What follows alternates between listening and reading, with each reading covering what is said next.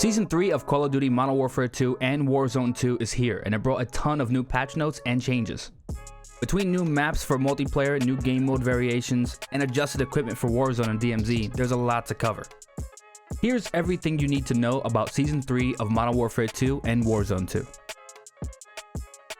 The biggest changes across all modes include a new Battle Pass map view that allows you to view all the rewards a little easier instead of having to click into each zone like before.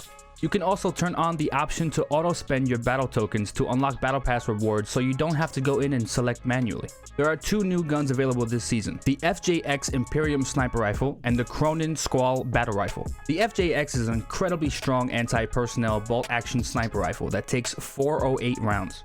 The Cronin is a bullpup semi-automatic rifle best at medium to long distance. Trophy Hunt is a new limited time event where players and enemies will drop trophies when they're eliminated. Those trophies have to be collected and deposited in an upload station that will add to your team's total score.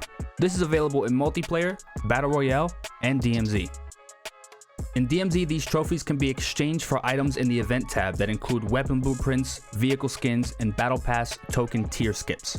Speaking of game modes, Gunfight is officially in Modern Warfare 2 with 4 maps at launch, but more to come. The maps include Alley, Black Site, Exhibit, and Shipment.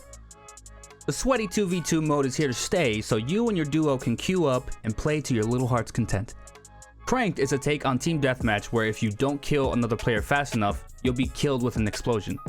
There's a timer that you can keep an eye on to see how much time you have to kill an enemy before it counts down to 0 and you die.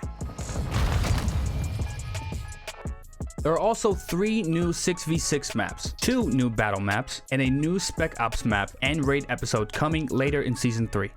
Black Gold in the core 6v6 playlist is the first night map where players have to use their night vision goggles or thermal optics to fight in the Rohan Oil inspired maps. Warzone has had a lot of changes implemented in the core mechanics. There's a tempered plate carrier now that upgrades your armor plate carrier to improve your armor's efficiency.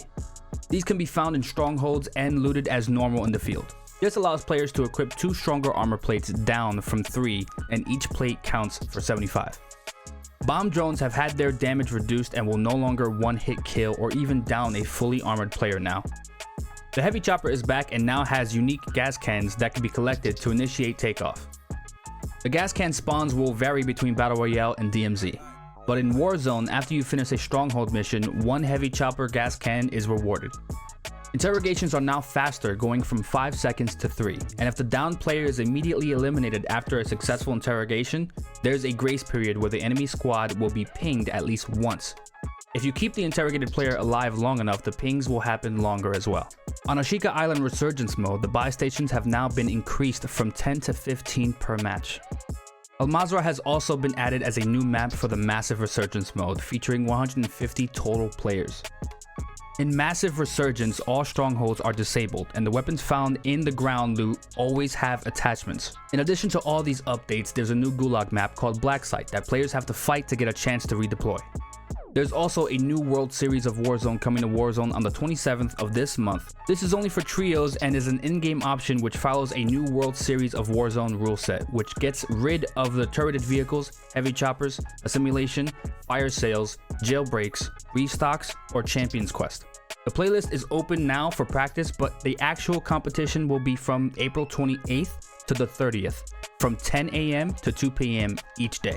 Warzone Ranked is listed to arrive mid-season, most likely in Season 3 Reloaded's update. There's a new faction with specific mission sets now available in DMZ, and you can now barter at buy stations with certain items to get equipment as an exchange system. There's a workbench in DMZ that lets you customize contraband weapons before you enter a match. You can now add or remove attachments based on their specific weapons progressions. You also now have 3 active duty operator slots. The operator you choose to go into a match with will have their own persistent items depending on what you loot.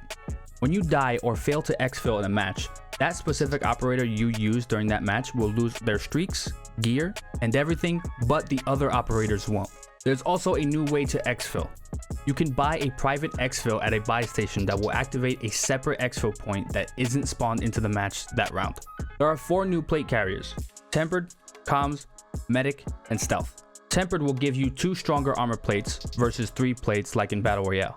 The comms plate carrier will give an audio alert when an enemy is nearby and will increase the duration of UAVs.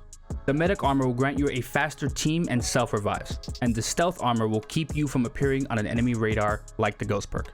There are two new backpacks, Secure and Scavenger. The Secure backpack will keep your items safe during runs. All items in this backpack will be secured in your inventory for future runs and will not be turned into XP when you extract. These items in your Secure backpack will be kept to that specific active operator if they are eliminated in an extraction zone.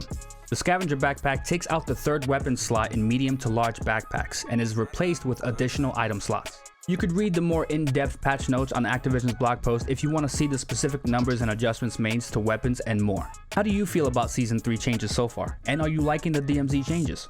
Let us know. Be sure to stay here at IGN for more Call of Duty Modern Warfare 2 and Warzone news.